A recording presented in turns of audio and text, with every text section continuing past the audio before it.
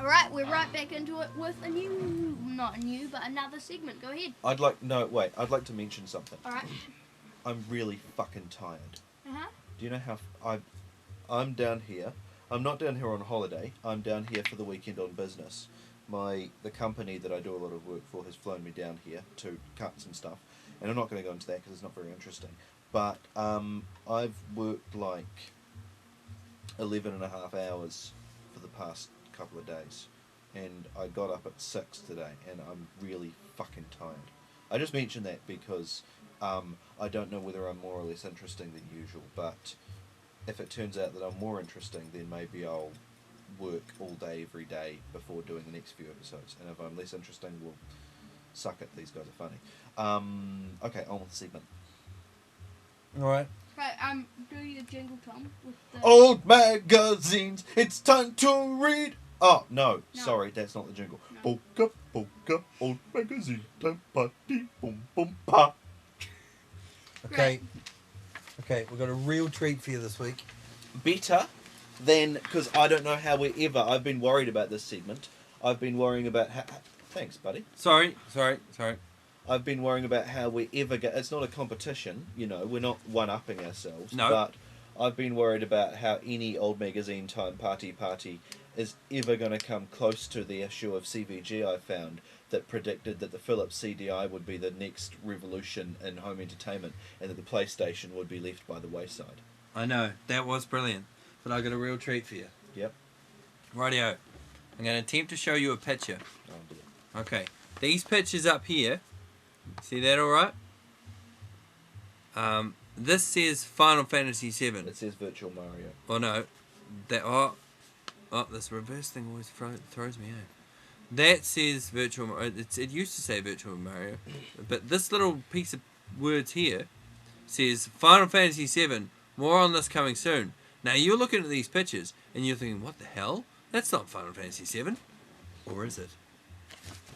Okay. I'd like to, just before you go on, last week when we showed an old magazine, we gave you a little background on it.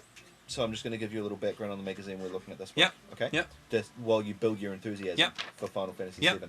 So this is Nintendo Magazine System that we're looking at this week. Can you show the people a cover, Danny? I can. Most of This the is covers have Nintendo been Magazine ripped off, System. but It's kind of like Nintendo Power, only it was for England and dependencies. So we've got the Australian version of Nintendo Magazine System. we have the Australian edition. Now So this it's written covered by Australians. It was actually, I don't know if you know this, Danny, but Nintendo Magazine System, you know how Julian Rignall used to work for CVG? Yeah. Yep. Then he went off and founded Mean Machines, which was a console-only gaming magazine. Yep. And so that was Julian Rignall's Mean Yep. Machines. Yep. And the icon for it was like a little mullety happy guy, because Julian Rignall had a mullet. He was pretty happy And too. then it split in twain, Nintendo Magazine System and Mean Machine Sega. And so we got the descendant of that, Nintendo Magazine System Australia. So that's a little tie back to last week's episode. Alrighty, Go on, Danny. That's good. Okay, so yeah, we're talking about Nintendo Magazine System. Now this is, of course, the Australian wing of the magazine. Covers everything from, covers Game Boys. It didn't cover NESs when we were reading them, because, well, it didn't have much to cover. Yeah, but it did. It did. When we were reading it, it really focused on the Super Nintendo, and it also gave us brief insights into the future. What it was talking about at the time was a system at that stage which was going to include such games as Robotech, Killer Instinct 2, and of course the system I'm talking about is the Ultra 64, which went through many different code names. These are some of the, actually if you look at these pictures, these are Project great. Reality. Look at those pictures down there, right? Tom's playing Twilight Princess. These are early pictures on the bottom there of Ocarina of Time, right there. Zelda. Let's Zelda. drive up the mountain. Zelda there. This game here is a game called Buggy Boogie that never existed. That game there is called Pilot Wing 64. As yet, there has not been a Wii version of that. There should be. Right. True.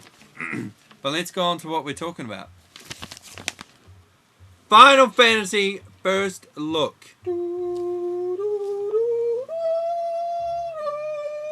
Now, there's a lot of backstory here. How are we for time? Is it going to here? be interesting? Not really. Okay. Skip it. I was Don't need it. just gonna go into that whole thing about how, like, you know, cartridges versus CDs, and Square couldn't do their little FMV and all that crap. Shut up, cock. Alrighty. Okay, so this is a look at Final Fantasy VII on the N64. You'll notice the very N64 style block graphics. Now I'm gonna read you some passages here. Now we had some fun with accents last week. Well, these two did. I did. So That's going to continue this week. is being an Australian magazine.